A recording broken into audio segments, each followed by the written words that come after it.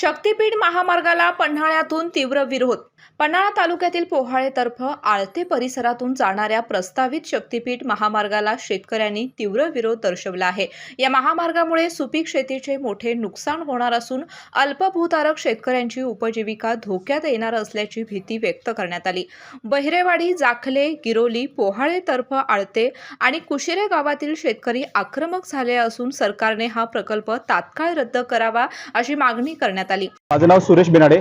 मी पोहाळे गावातला स्थानिक शेतकरी आणि इथल्या ग्रामपंचायतचा सदस्य आहे.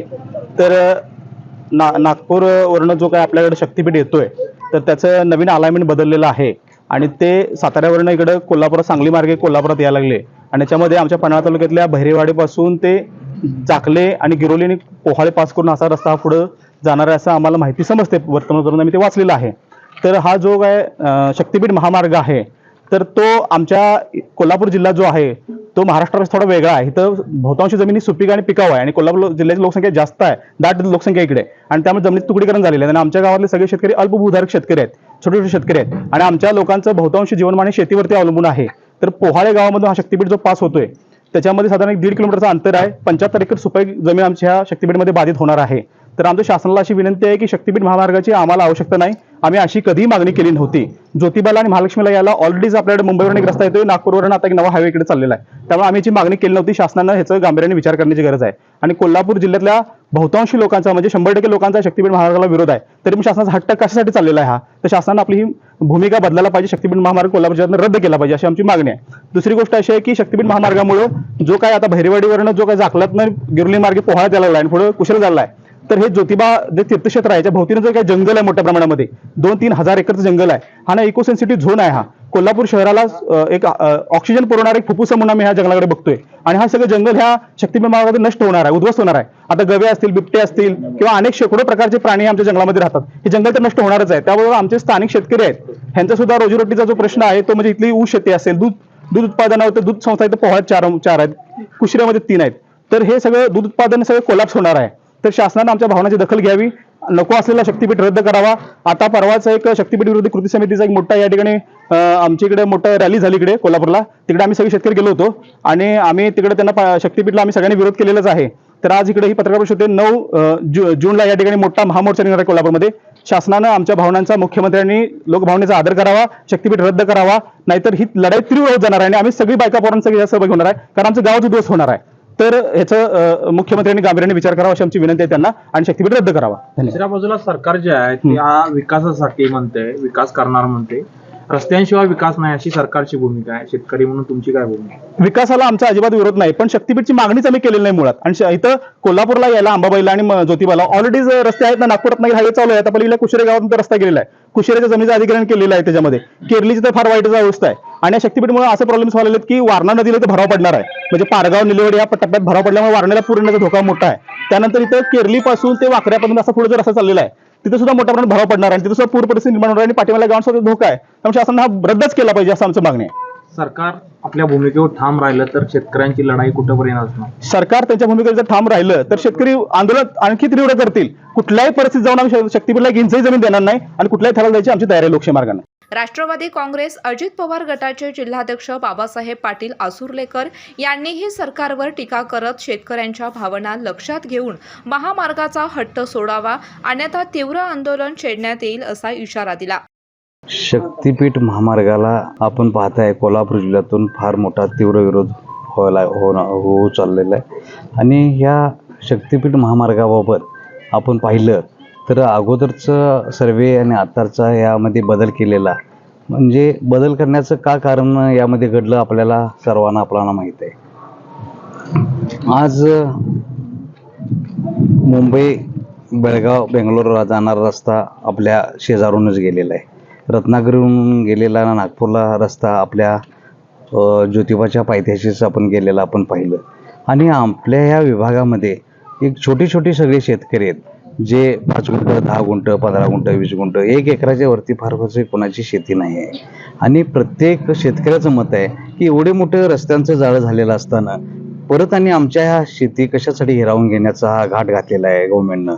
तर माझी प्रामाणिक इच्छा आहे की आम्ही आपल्या ह्या विभागातील सर्व आमचे प्रमुख कार्यकर्ते, नेते मंडळी यांनी सर्वांनीच या शक्तिपीठ महामार्गाला तीव्र विरोध केलेला आहे आणि आपल्या मुख्यमंत्री महोदयांनी आणि आमचे आदरणीय नितीनजी गडकरी साहेब असतील यांनी ह्या आपल्या सर्व शेतकऱ्यांचं मत ऐकून लोकप्रतिनिधीसुद्धा, मग त्यामध्ये चंद्रन वरके साहेब आपले या विभागाचे आमदार असतील, बंटी पाटील साहेब असतील, माजी खासदार शेट्टी साहेब असतील, म्हणजे लोकप्रतिनिधीसुद्धा म्हणतात. ते कशासाठी म्हणतात तर आमच्या शेतकऱ्यांचं मत आहे ते की आम्हाला शक्तिपीठाची गरज नाही. आणि शक्तिपीठ महामार्ग ज्या रत्नागिरी आणि आपला जाणारा नागपूर हायवे त्यालाच आणि परत तो टच होतोय. म्हणजे आता आहे ते रस्ते पुरेसे आहेत आणि शक्तिपीठ महामार्गाचं अट्टहास गव्हर्नमेंटनं करू नये अशी आमच्या शेतकऱ्यांचं मत आहे आणि त्याबाबत गांभीर्यानं गव्हर्नमेंटनं त्यामध्ये विचार करावा आणि शक्तिपीठ महामार्ग थांबवावा अशी माझी विनंती आहे. साहेब, या भागातले आपण लोकप्रतिनिधी आहात, शेतकऱ्यांशी बोलतात, चर्चा करता, एकंदरीत काय रोष आहे का इथल्या शेतकऱ्यांना? प्रचंड रोष आहे आणि काही झालं तरी शक्तिपीठ महामार्ग आमचे शेतकरी होऊ देणार नाहीत. त्यामुळे प्रचंड रोष असण्याचं कारण म्हणजे गोरगरीब आणि छोटे छोटे शेतकरी आहेत. इथं काय विदर्भ मराठवाड्यासारखं 50 एकराचे शेतकरी इथं नाही आहेत. इथं छोटे छोटे शेतकरी आहेत, अल्पभूधारक आहेत आणि आई ती पण जमीन जाणार आहे. आई त्या जमिनीचे 2-2 हिस्से होणार आहेत. आणि कशासाठी अट्टहास? इथं एवढे मोठे रस्ते आपल्या यांच्या आज कुशेरी पोवाड्यातूनच गेला हा रस्ता गेलेला, आता नागपूर रत्नागिरी गेलेला, त्याशिवाय NH4 आमच्या शेजारूनच गेलेला आहे, म्हणजे मुंबई बेंगलोर गेलेला.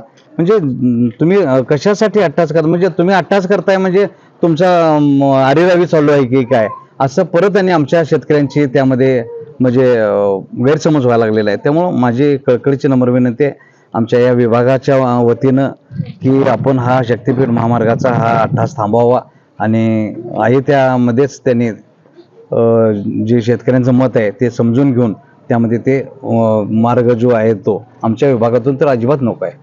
शेतकरी या लढाईत यशस्वी होतील अशी खात्री आहे? 1,00,000% शेतकरी एकदा मनावरती घेतल्यानंतर ते यशस्वी केल्याशिवाय राहणार नाहीत अशी मला खात्री. यावेळी पंचायत समिती सदस्य, सरपंच, विविध सहकारी संस्थांचे पदाधिकारी आणि मोठ्या संख्येनं शेतकरी उपस्थित होते. शक्तिपीठ महामार्गाच्या विरोधातील हा आवाज आता आणखी तीव्र होण्याची शक्यता व्यक्त केली जात आहे. शासनानं नागपूर ते गोवा शक्तिपीठ महामार्ग जो जनतेवर लादलेला आहे त्याची आवश्यकता नाही असं आमच्या ग्रामस्थांना, कोल्हापूर जिल्ह्यातील लोकांना, नागरिकांना वाटते. त्याचं कारण असं आहे की जो रस्ता आमच्या गिरोलीतून पोहाळ्यात जातोय आणि पोहाळ्यातून केरलीला निघतोय ह्या मार्गामध्ये बऱ्याच शेतकऱ्यांच्या जमिनी जातात. त्याचबरोबर कुशेरे, पोहाळे या दोन्ही गावच्या ज्या शेतीला पाणी पुरवठा स्कीम आहेत त्या पण यात जाणार आहेत, यांची जॅकवेल जाणार आहेत. त्याचबरोबर ह्या गावांना ज्योतिबाच्या कुशीत एक वसलेलं गाव आहे. ह्या गावाला पर्यावरणाचा ऱ्हास होऊन पर्यावरणपूरक गाव आहे. या गावाला झाडी वगैरे भरपूर आहे, ती सुद्धा रस्त्याच्या माध्यमातून तुटली जाणार आहे. त्याचबरोबर केरलं त्यानंतर पुढची जी गावं आहेत वरनंगे पाडवे वगैरे ह्यांना ह्या रस्त्यामुळं पुराचा धोका जास्त प्रमाणात होणार आहे. त्याचबरोबर आमच्या गावामध्ये ज्या ज्या ठिकाणी जमिनी जातात त्या ठिकाणी जमिनीच्या दोन्ही बाजूला नवीन पाणंद रस्ते करणं गरजेचं होणार आहे. कारण हा रस्ता साधारणतः काय काय ठिकाणी 20-30 फूट, सरासरी 10 ते 15 फूट एवढ्या उंचीवरनं जाणार आहे. त्यामुळं ज्या जुन्या पाणंद रस्ते आहेत ते क्रॉस रस्ता गेल्यामुळे बंद होणार आहे आणि नवीन रस्ता करायचा म्हटलं तर प्रत्येक शेतकऱ्याच्या परत पाणंद रस्त्यासाठी आणि परत जमिनी जाणार आहेत. त्याचबरोबर परत पाईपलाईनचं जे अंतर्गत पाईपलाईन आहेत किंवा बऱ्याच जमिनीला पाटानं पाणी जाते स्कीमचं, ते सुद्धा बंद होणार आहे आणि त्याला अडथळा निर्माण होणार आहे.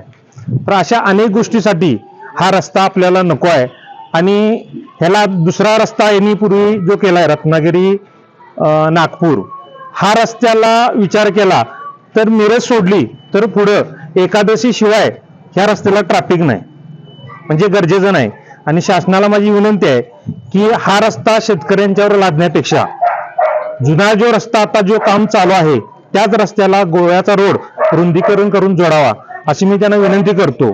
जर समजा आमच्या विनंतीला मान नाही दिला तर आम्ही गावाच्या वतीनं, जिल्ह्याच्या वतीनं आम्ही तीव्र आंदोलन करणार आहोत. आज आपण इथं पोहाळे गावात जमलेला आहे शेतकऱ्यांच्या प्रश्नासाठी आणि हा जो शक्तिपीठ महामार्ग निघालेला आहे त्या प्रश्नासाठी आपण इथं जमलेला आहे. तर आम्ही पूर्णपणे शेतकऱ्यांच्या पाठीशी आहोत. जोपर्यंत हा शक्तीपीठाविना काय शेतकऱ्यांच्यावर घाला घालून शक्तीपीठ निर्माण करणं हे काय चांगलं धोरण नाही आमच्या मते. आणि शेतकरी जर का शेतकऱ्यांच्यावरच घाला घालून तुम्हाला करायचं असेल तर ते आम्ही त्यांच्या पूर्णपणे पाठीशी आहोत आणि हा मार्ग आम्ही होऊ देणार नाही. ही लढाई यशस्वी करतील शेतकरी, तेवढा रोष आहे असं वाटतंय? 101%. आणि कधी आम्ही म्हणजे पोहाळे सोडा इतर पण मार्ग कुशेरे इकडून जो मार्ग निघालेला त्यांच्या सगळ्या आम्ही पंचक्रोशीतल्या सगळ्या शेतकऱ्यांच्या आणि सगळ्या नागरिकांच्या आम्ही पाठीशी आहोत. केके न्यूज साठी प्रतिनिधी सनी काळे. शुद्ध सोन्या चांदीच्या आणि हिऱ्यांच्या दागिन्यांच्या खरेदीसाठी कोल्हापूरकरांचे विश्वसनीय ठिकाण अनघा ज्वेल्स. हॉलमार्क दागिन्यांच्या आणि IGI सर्टिफाईड डायमंडच्या दर्जेदार मनमोहक डिझाईन्सची भव्य रेंज उपलब्ध. अनघा ज्वेल्स, राजारामपुरी 10वी गल्ली, मेन रोड, कोल्हापूर.